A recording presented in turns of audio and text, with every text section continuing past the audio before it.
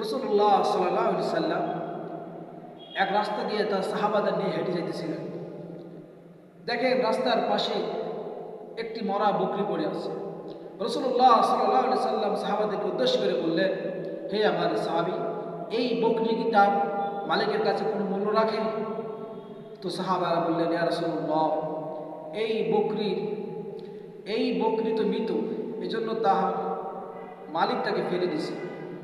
তো রাসূলুল্লাহ সাল্লাল্লাহু আলাইহি সাল্লাম বললেন, বকরি মৃত কারণে অর্থাৎ তার ভিতরে পান নাই, এজন্য তাকে ফেলে দিছে, তাই তার মালিকের কাছে মূল্য নাই বলে তাকে ফেলে দিছে।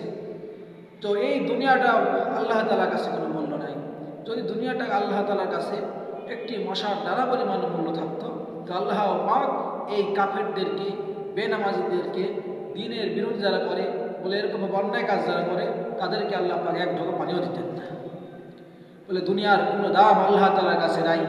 কিন্তু দুনিয়াতে একজন আল্লাহওয়ালা মানুষ, একজন ইমানদার মানুষ একটা সুবহানাল্লাহ বলবে, বলে জান্নাতের মধ্যে একটা গাছ তৈরি হবে। ওলামা একরামদের মুখে শোনা হাদিসে বর্ণিত আছে যে এই গাছটা কত বড় হবে?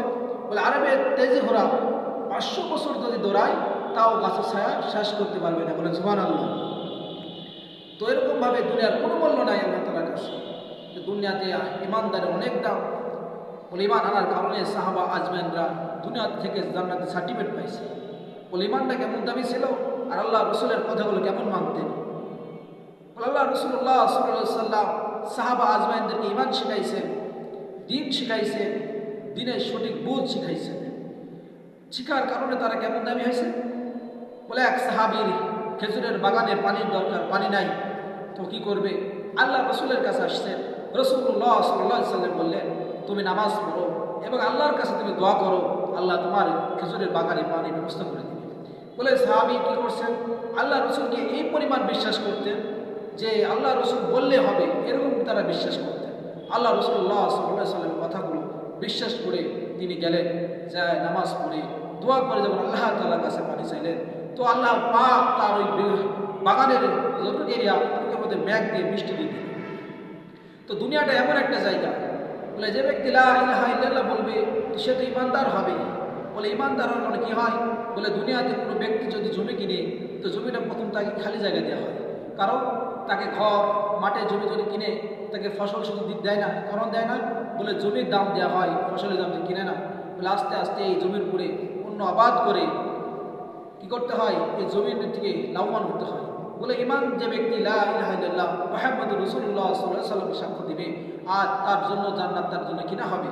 কিন্তু দুনিয়া থেকে আল্লাহ তাআলার প্রতি বিশ্বাস রেখে রাসূলুল্লাহ সাল্লাল্লাহু আলাইহি ওয়াসাল্লাম যে নবী, এটাকে বিশ্বাস করে যখন নেক আমল করবে, আল্লাহর উপর তাওয়াক্কুল করে দুনিয়াতে নেক আমলগুলো করবে, এই আমলগুলো জান্নাতের মধ্যে নাজ নিয়ামত হবে। তো দুনিয়াটা হচ্ছে পরীক্ষার জায়গা। এখানে আল্লাহ পাক মানুষকে পরীক্ষা করার জন্য পাঠিয়েছেন। যার ইমান যত হবে, ইমান যত দামি হবে, হাসরের ময়দানে তার মর্যাদা তত দামি হবে। বলে জান্নাত তো খালি জায়গা, এই দুনিয়াতে থেকে জান্নাতের বাড়ি, থাকার জায়গা করতে হবে, বাড়ি করতে হবে, খাওয়ার ব্যবস্থা করতে হবে।